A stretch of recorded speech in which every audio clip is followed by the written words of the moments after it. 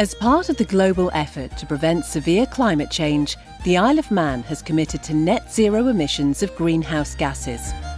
Although we only live on a small island, every year the average Manx resident releases to the atmosphere more than 100 times their body weight in carbon dioxide from using fossil fuels at home, in vehicles and at work. Carbon dioxide is called a greenhouse gas because it acts in the same way as closing the window of a greenhouse, preventing the sun's heat energy from returning to space. Most of the island's emissions come from gas and oil, which are used to produce all our power, electricity, heating and transport. So, to get anywhere close to net zero emissions, we will have to drop our reliance on fossil fuels in favour of sustainable or renewable forms of energy. This is called the energy transition. One of the main benefits of not burning fossil fuels is that the main sources of renewable energy, wind and sun, are essentially free, and using them will protect us from unpredictable oil and gas prices. What's more, the island's renewable resources of wind, water and mountains are so significant that there's the potential to earn money by exporting large amounts of power to the UK and Ireland via sub-sea cables. To give an idea of the size of the resource, an area equivalent to only 2% of Manx territory can generate more power from wind than the Isle of Man currently consumes in electricity, heating and transport. It's really just a question of deciding what works best for the island. Generating electricity from wind and solar energy is now cheaper than using gas. However, they are intermittent sources of energy. Their strength varies with weather and daylight, and not always when the island needs its power. To match the supply of renewable energy to consumer demand entails an extra step: energy storage. Depending on which form of energy storage is used, it can also be used to stabilise the frequency and voltage of the electric current flowing through the grid. We expect that, in the future, most of the island's power will be supplied as electricity. As heating and transport switch from fossil fuels, the network of cables, wires and substations will have to increase in number and size to cope with a more than doubling in electricity demand. The basic components of a future low-carbon electricity grid are 1. Renewable power generators like wind turbines and solar panels, 2. Facilities to store energy, and 3. An upgraded grid. The technologies used to generate wind and solar energy are well established, providing revenue to the companies who develop and run the facilities, and upgrading the grid is recognised as sensible investment. However, the middle piece is often overlooked: the storage and regeneration of renewable energy.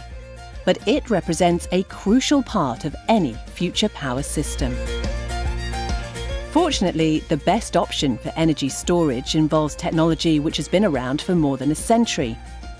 In contrast to other countries who opted first for coal and then for gas power, Norway took a different route by producing electricity from a natural resource they have in abundance: water. Since the early 1900s, virtually all Norwegian electricity has come from hydropower stations, where large turbines are driven by water descending from upland reservoirs. Hydroelectricity is ideal for the grid and produces no carbon emissions. The Isle of Man also has water and uplands, but far less space than Norway. Nonetheless, the island could utilise hydropower with a system known as pumped storage, where water is circulated between a lower and an upper reservoir.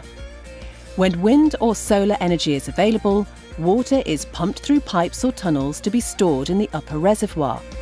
When power is needed, water flows back to the lower reservoir, driving turbines to produce electricity. Pumped hydro storage is a cost-effective way of making variable wind and solar energy match the constraints and demands of the grid. There are several different ways of developing pumped hydro storage in the Isle of Man. We can enlarge existing reservoirs or build new reservoirs at the tops of mountains, or use seawater or even excavate underground reservoirs. Some of these schemes are tried and tested, but others are more innovative. And if such technology was developed on the Isle of Man, it could have a global impact through adoption in other parts of the world. Not only would secure carbon-free power attract new industry to the island, but energy storage offers a profitable way of selling green electricity to the larger markets of the UK and Ireland.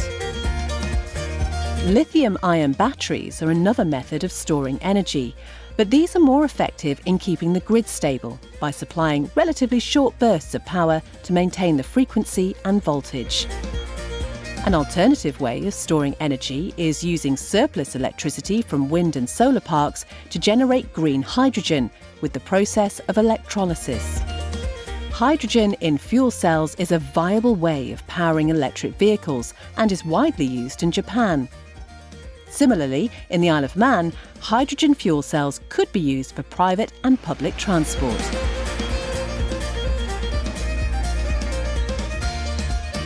As you can see, the energy transition will involve many new technologies.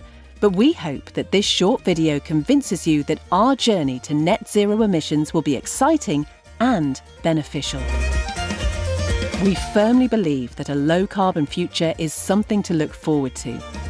If you'd like to learn more or become involved in the dialogue, please visit energysustainabilitycentre.im. Empowering a green future through research and training.